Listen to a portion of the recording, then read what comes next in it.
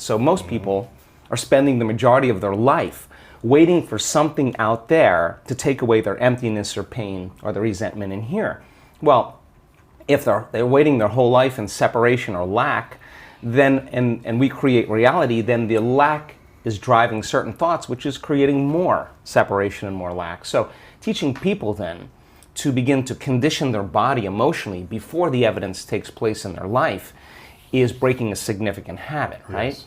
So instead of living by cause and effect, now we're beginning to cause and effect. So the moment you start feeling whole and grateful, we now know your healing will begin at that moment. Yes. The moment you start feeling worthy and abundant, your wealth is coming. You know, you're generating a certain amount of energy, a certain amount of wealth. And so How does someone feel worthy, though, if they've always been told they're not worth it? yeah, well, so Or that's the story they tell Yeah, themselves. yeah. Like, I'm not worth it because Yeah. she didn't say yes when I asked her on a date. Right.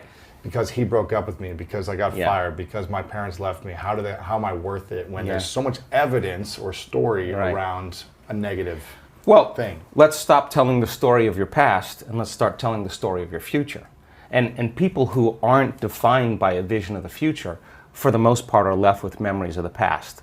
Your brain is a record of the past. It's an artifact of everything you've learned and experienced to this moment. So most people wake up in the morning and they start thinking about their problems. Yeah. And those problems are memories that are tattooed in the brain that are associated to certain people and things at certain times and places. So the moment the person wakes up clean slate, they start thinking about the problems they're thinking in the past. If you believe your thoughts have something to do with your destiny, well, there's a possibility that your past is going to be your future.